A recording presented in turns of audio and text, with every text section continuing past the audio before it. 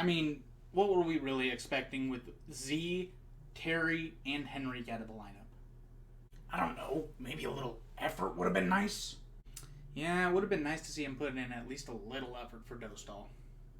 Hello, everybody, and welcome to DDFR number 75 on the season. Today we are going to react to the Anaheim Ducks losing 4-1 to the Seattle Kraken. All right, let's hop right into it.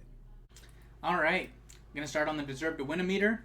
Yeah, this game wasn't even close. This game was not even close. Seattle wiped the floor with the Ducks. I pretty much predicted this in the last video. Seattle's still fighting for a playoff spot, even though they're most likely getting in. They're probably going to be a wild card or in one of the 2-3 spots in the division. But, yeah, wipe the floor with the Ducks, and it's not very surprising. So, like I said earlier, not incredibly surprising that the Ducks didn't really do anything in this game. They were down Terry, they were down Zegras, they were down Henrique. Terry, we now know he's staying in California and not going on any of the road trips because his wife is expecting. Henrique is injured and not on the road trip. We know he won't be playing in Edmonton either. I don't know about the games when the Ducks come back, but that's what we know so far about Henrique. And Zegras is kind of day-to-day. He went with the team to Seattle, so there's a good chance he plays against Edmonton. But, I mean, this felt like a game that the Ducks were just destined to lose. So I said it last video, this was going to be a battle between two rookies. That's Mason McTavish on the Ducks and Matty Beniers on the Seattle Kraken. Beniers was taken one spot ahead of McTavish in the draft, and Beniers came out on top this game. I'm not saying that Beniers is going to be a better player than Mason McTavish, but this game he played better. This year he's played better, and trajectory-wise, it looks like Beniers is going to be better than McTavish. But that's not a knock against McTavish. That's more of a compliment to Beniers. It wouldn't be a Ducks game without a former Duck scoring on the Ducks. Daniel Sprong got a goal against them. He's been doing really well lately. He's kind of found his vibe in Seattle. Same with Eli Tolvanen, who they claimed off waivers from Nashville earlier this year.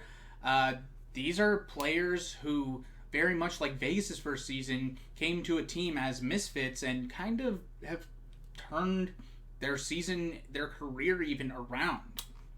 I'm not going to get into every single goal. As you can see right below me here, Seattle outshot the Anaheim Ducks by 20 shots, and the Ducks didn't even get 20 shots this game.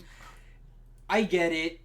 Dude, Zegras out of the lineup, Terry out of the lineup, Henrique out of the lineup. I know this is the third time that I'm saying this, but man, like, it would have been nice to see Max Jones put out a little bit more effort, McTavish put out a little bit more effort.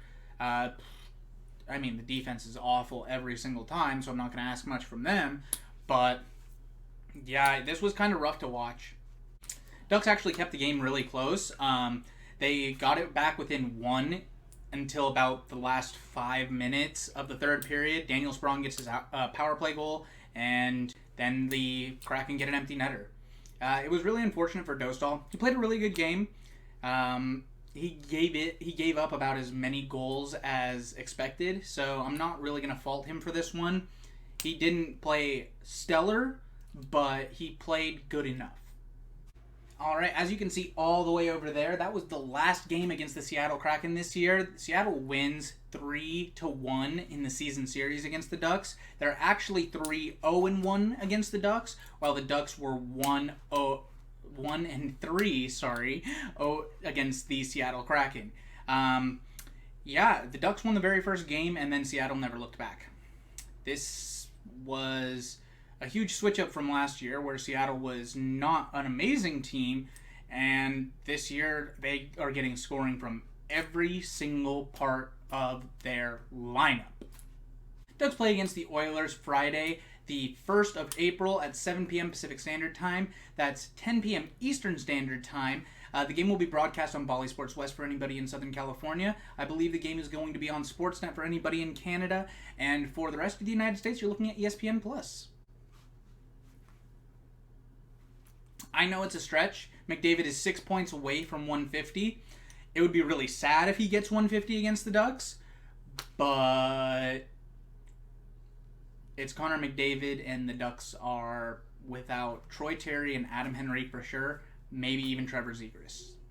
I hope Zegras is back for this game, but I'm not going to hold my breath because, honestly, it's better if they lose. This is going to be the last game against the Oilers this year. The series is tied 1-1. Both teams won in regulation. Ducks won 4-3 in the first game of the year, and then in the second game of the year, the Oilers smacked the Ducks 6-2. I expect this to be more like the 6-2 loss. Alright, that is it for this one. Thank you all so much for showing up and watching. I appreciate everybody who watches the DDFRs. Hit that like button if you like what you saw. Hit that subscribe button if you really like it. And I'll see you in the next one. Bye-bye.